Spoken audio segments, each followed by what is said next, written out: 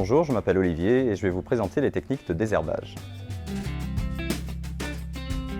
Alors on a différentes possibilités, on a le désherbage manuel, donc mécanique. On a aussi le désherbage thermique. Alors le désherbage thermique, ça consiste à créer un choc thermique à la plante qui permet donc de faire évaporer l'eau et de coaguler les protéines, ça va faire éclater les cellules, ce qui provoque en fait un flétrissement d'abord de la plante et ensuite un dessèchement sous quelques jours. Et les avantages du désherbage thermique, ça va être évidemment de pouvoir traiter presque par tous les temps, c'est assez économique.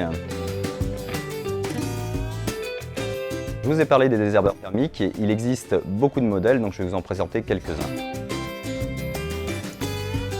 C'est le désherbeur électrique qui va être idéal pour les petites surfaces puisqu'il est très léger, on peut vraiment le sortir facilement. Il n'a pas besoin de gaz, juste d'une rallonge comme pour une tondeuse électrique.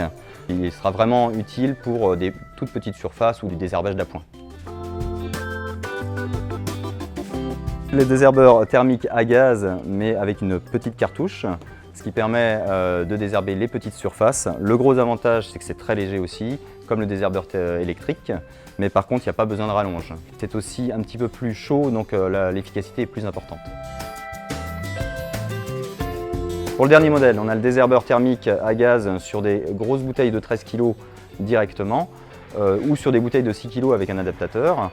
Là, on va pouvoir traiter des grosses surfaces, on peut le mettre sur butane ou sur propane. Celui-ci est à une buse, après il en existe aussi avec des rampes 2 buses, 3 buses.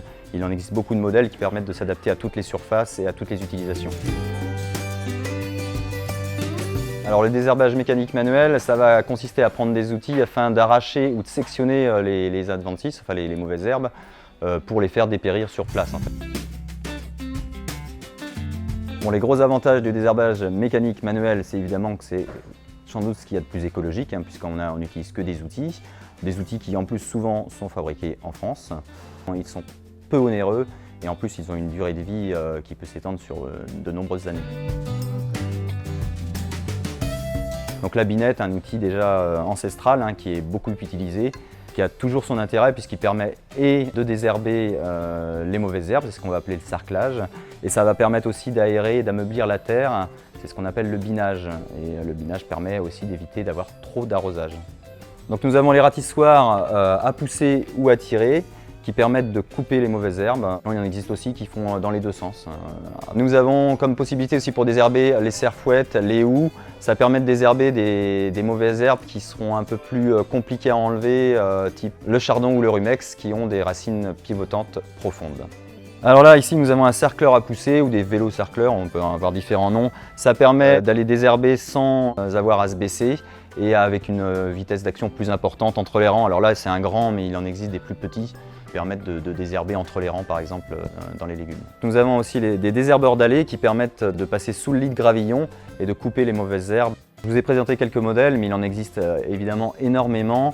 Le mieux, c'est d'aller demander à votre conseiller vendeur l'outil qui permet de s'adapter à vos besoins et il saura vous répondre.